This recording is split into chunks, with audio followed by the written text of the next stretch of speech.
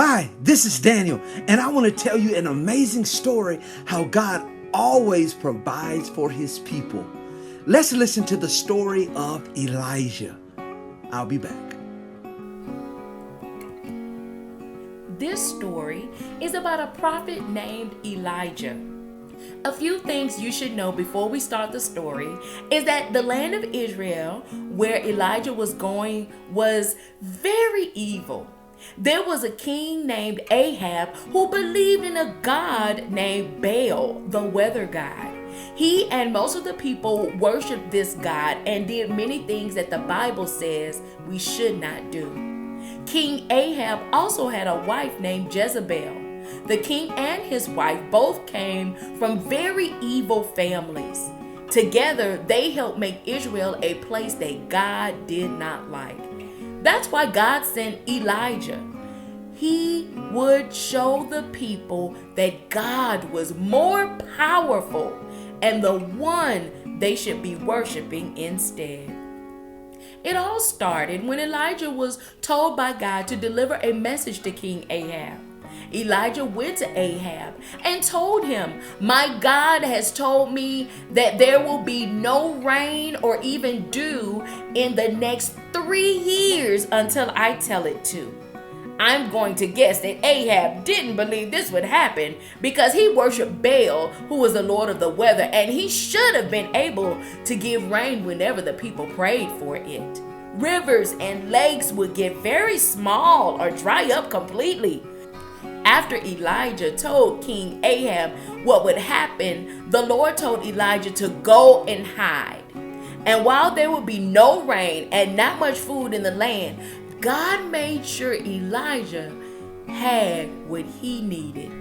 He stayed by a brook where there was water for him to drink, and a type of bird called the raven brought him bread and meat for breakfast and supper every day. Neat, huh? After some time passed, the brook that Elijah was drinking from dried up, and there was no more water to drink. So God told Elijah to go to a place called Zarephath. There he would find a lady who would give him food and water to drink. So Elijah trusted God and did just what he said. When Elijah got to the entrance of the town, he saw a woman there gathering wood. He asked her, "Would you please bring me a little water in a cup so I can drink and a small piece of bread?" She replied, "I believe in God as you do, but I don't have any bread to eat, just a small amount of flour in a jar and a little oil in a jug. I was just going to go home and make the rest of the food for me and my son, and then we will probably die because we will have no food left." Elijah said to her, "Don't be afraid. Go home and make the food for you and your son. But first, make a small loaf of bread for me and bring it to me. The Lord has told me that if you do this, your jar of flour will never go empty, and the jug of oil will not go dry until the day the Lord gives rain on the land." So she went home and did as Elijah had told her, and every day there was food for Elijah, the woman, and her son.